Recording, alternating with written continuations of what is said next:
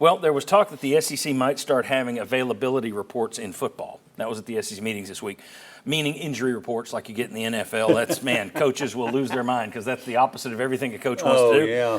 But apparently, Chuck, yes, gamblers and bettors are annoying players and trying to get to people on campus to figure out who's hurt, who's injured. Some of the unscrupulous gamblers might do that. So they're trying to separate. There are a lot of those. There's a lot of those. And they're trying to separate those people from the athletes, which I think makes sense. I don't have a problem with injury reports, but do you trust coaches to be honest with? Right. No, but as Steve Sarkisian at Texas said, if they're not, then fine them, just like they do in the NFL. Yeah. The other thing is Rarely LSU. happens in the NFL. Right, I know. It happened in the NBA too. Yeah, That's, anyway. but it's so LSU and Missouri do issue injury reports.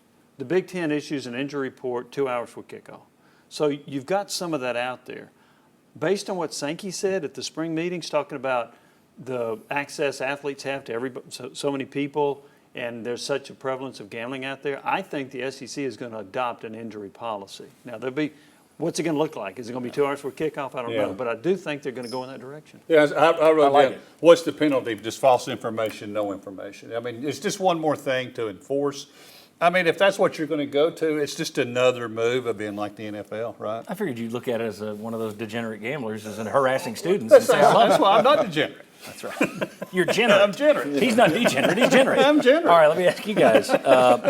It also looks like, and boy, the coaches are really squawking about this, that while you may lose, you may get rid of some scholarship caps in other sports, in football, 85 and no walk-ons.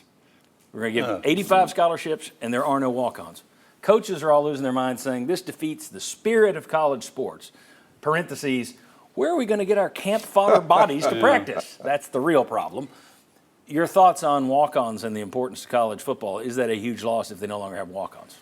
I think it is. I think there is a percentage, like there are several reasons why they're important. Part of it can be the history of the sport. There are examples of walk-ons who get an opportunity. Stetson Bennett. Yeah, for sure. Every school has some. Deshaun Bishop is a local guy that will have a chance to help at running back this year as a walk-on from Carnes. But in the NFL, you have roster limits, but if somebody goes down with injury, Bob, you sign another pro player who is NFL level to come in and replace.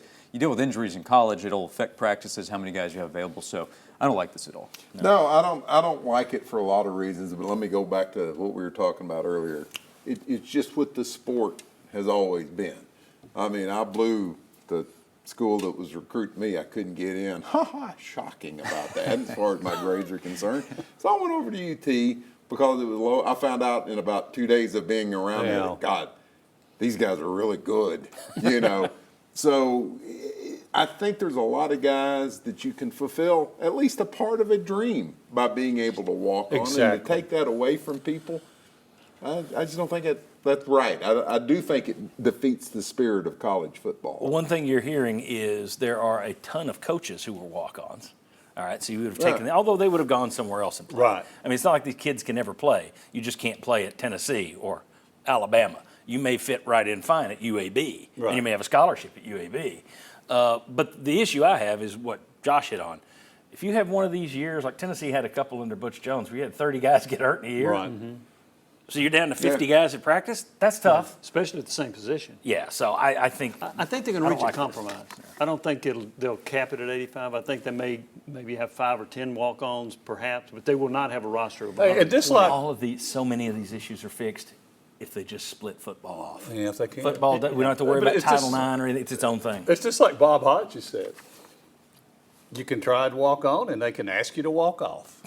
Exactly. All right. When we come back, the SEC's announced the start times for the first 3 weeks of football season. We'll talk about those. How many good games are there? And then I know a way the SEC can make more cash with their schedule. And we got a big announcement coming up next. Come on back.